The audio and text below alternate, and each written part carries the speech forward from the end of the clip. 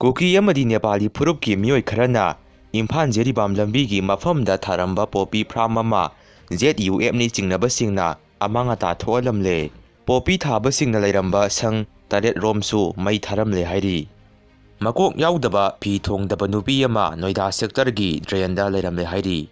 Sangai Festival da Kaithokadaba Senfamsing aduna IDP Singi Yaifanaba Thadabana Asumba Khongthang Oigani Russia da MBBS tamba India Macha ama Sina Fangle Manipur College nasu Leiba asigi Saibante Mataramna Sahi Samaga Yankai Mapung Parakpaga Mari Lenana Sahi ama Sumna Sathakadaba Thauram Singzamai asigi MLA Yumnam Khiamsana Sarum Yaduna Haudokre Bante Mataram Hairiba Saisak amadi Inot asiga loinana Sakhutpa maromdom lepsaba ngamba Leiba ama oinaba Pumnamakna honaminasi haina BJP Manipur Pradesh ki President Sarda Devi na phongdokre Speaker Saitrabardana Lusing Balengak Semna kani haina MLA N Ramesorna claim tarokliba sigi matangda BJP Manipur ki President amadi hanagi semna wafam amata phongdo yakidre Dr. Mathau Ningthijana tawdabadagi tongan balup kaya punsinduna yairipok CIC thong lonsinkhre IDP singbu yengsinbasi aikhoigi thauni haina N Birena Phongdokre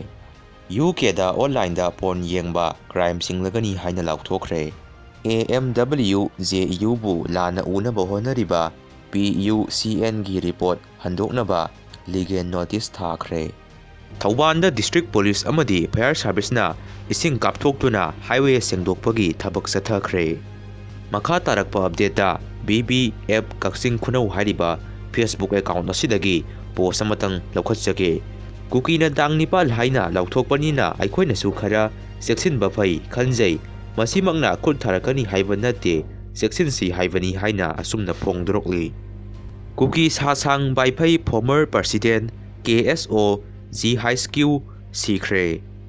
Brahmagi Kayuk Hala Kar Village Souk Township ta leiba Reven Singi Kemda Military Army na koisilaga lalhauba tara Hatkhre ani sokre Brahmagi Yitau Village Butalin Township Saigang region da PDF na lusingba lalhauba kharagi lefamda Military Army na Operation Jathabada lalhauba PDF taruk sikre lalhauba mayam aso apan yaukre